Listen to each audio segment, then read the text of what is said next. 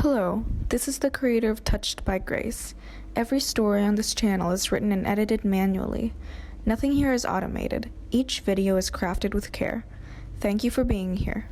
On a freezing Michigan night, with snow falling so heavily it erased the world around her, a desperate mother pulled her car to the side of a deserted road.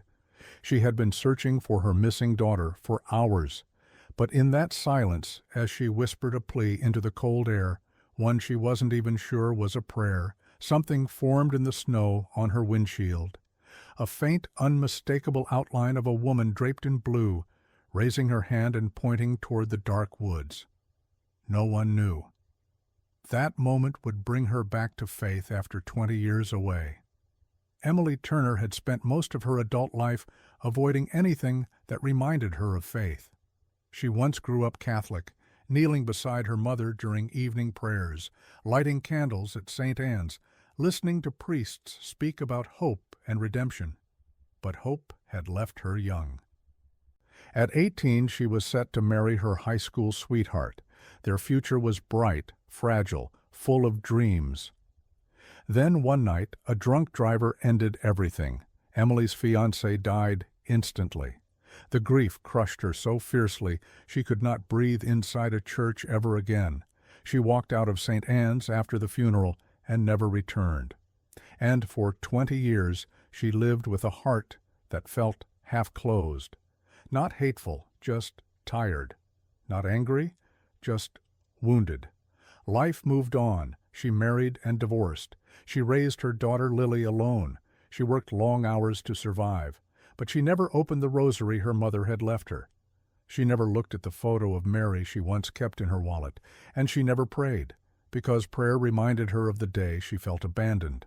Faith, to Emily, was a locked door she didn't want to open again. Lily was 14 now, bright, artistic, with a gentle heart that life had already begun to bruise. She'd fallen into a group of troubled kids at school. She was skipping classes, hiding things, drifting further from her mother day by day. One winter afternoon, Emily found a notice from the school. 4 unexcused absences. When Lily came home, the confrontation was immediate. "What is going on with you?" "Nothing." "Don't lie to me, Lily. Maybe I wouldn't have to lie if you trusted me." It escalated, 2 wounded hearts colliding. When Emily raised her voice, years of frustration spilling out, Lily snapped, "If Dad were still here, you wouldn't be like this." The words hit harder than any blow. Emily froze. Before she could speak again, Lily grabbed her coat and ran out the door, into the wind, into the cold, into the Michigan dark. Minutes stretched, then hours. Snow began falling heavy and fast. At 9 p.m., Emily was shaking as she called the police. Officers believed Lily might have entered the woods near County Road 14, a place teenagers sometimes met up, especially when they wanted to disappear. Emily grabbed her keys. She wasn't thinking about safety or logic. She was thinking only of Lily and the fear. The fear was deeper than anything she had felt in 20 years. Emily drove aimlessly at first, scanning every street, every corner. The snowfall thickened, reducing visibility until the headlights seemed to shine into a wall of white. Finally, she had to stop. The car shuddered as she pulled off onto a narrow stretch of road lined with silent trees. Her breathing shook. Her hands trembled on the steering wheel. She lowered her forehead against it and let the tears come. "I don't know what to do," she whispered into the cold air. "If someone, anyone, can hear me, help her. Help me find her." It wasn't a prayer, not really, just a mother's desperate plea. Outside, the wind moaned through the branches. Snow clung to the windshield, covering it in thick white frost. Then, a sudden gust swept across the glass, clearing part of it, just for a second. Emily lifted her head. More snow fell, soft, delicate, slow, and landed in a strange pattern. The melted streaks seemed to guide the new snowfall into shape. Lines, curves, contours, a silhouette. Emily blinked. It was the outline of a woman draped in a flowing mantle, a mantle the color of pale winter sky blue. Her hand, formed from melting snow, was raised, pointing toward the dark woods. Emily's chest tightened. She had seen that pose before in a place she tried to forget. St. Anne's. The statue of the Virgin Mary, the gentle eyes, the open arms. Her breath fogged the cold air as she whispered, "No, that's impossible." But the image remained, fragile, fleeting, yet undeniably real.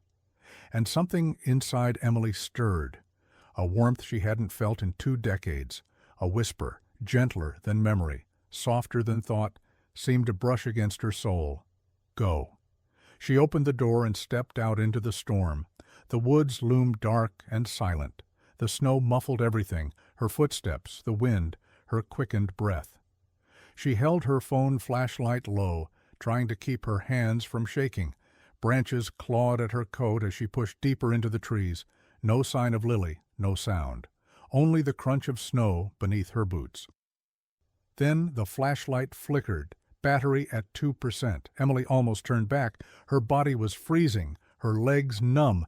But then, between the branches, she saw it, a faint blue glow, pulsing, soft, alive. Her heart hammered. She stepped toward it, and as soon as she came close, the glow vanished like breath in cold air. But where the light had been, beneath the wide trunk of a towering oak, she saw a small figure curled into a ball. "Lily!" Emily dropped to her knees, gathering her daughter into her arms. Lily was shaking, exhausted, but unharmed. "Mom," she sobbed, clinging to her, "I didn't know how to get back. I thought I was lost forever." "It's okay," Emily whispered, voice breaking. "You're safe. You're safe now." But then Lily said something that froze the world around them. "There was a lady," she murmured into her mother's jacket. "She told me you were coming." Emily's breath caught. A lady? She had a blue coat, or maybe it wasn't a coat. It was brighter, and she didn't leave footprints. I kept looking behind her, but the snow stayed perfect. Emily felt the blood drain from her face. Lily continued, innocent, unaware of the weight of her words. She kept saying, "Don't be afraid, your mother is near." And she stayed with me until I heard your voice. Emily held Lily so tightly it hurt, and for the first time in 20 years, her heart felt something other than fear. It felt seen. Back home, after Lily was safe and warm, Emily stood alone in her bedroom. The events of the night played over and over in her mind. The figure in the snow, the blue light, Lily's mysterious guardian.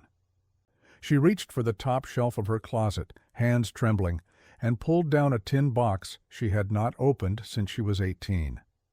Inside, wrapped in a yellowed cloth, was her mother's rosary. The beads were blue, faded but still beautiful. Under it was a small picture of the Virgin Mary, smiling gently. Emily touched the rosary and felt something fragile break open inside her chest. She didn't cry. Not yet.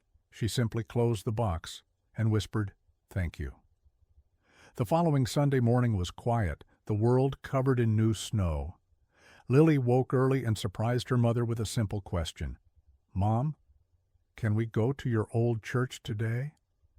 Emily stared at her daughter, stunned. Lily shrugged. "I want to see the lady in the picture you showed me last night. I want to know who she is." They drove in silence to St. Anne Catholic Church. Emily's hands trembled as she opened the door. The church interior was warm, golden with candlelight. A choir practiced softly near the sanctuary. Families knelt in prayer, but Emily didn't see them. Her eyes locked on the statue near the side altar. Mary, blue mantle, gentle gaze. The same gaze she had seen every Sunday as a child. The same gaze she had turned away from for half her life. The same gaze she believed she would never face again. She stepped forward slowly, like someone walking through a dream.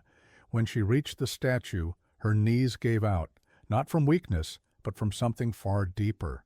A letting go, a surrender, a return. Lily knelt beside her.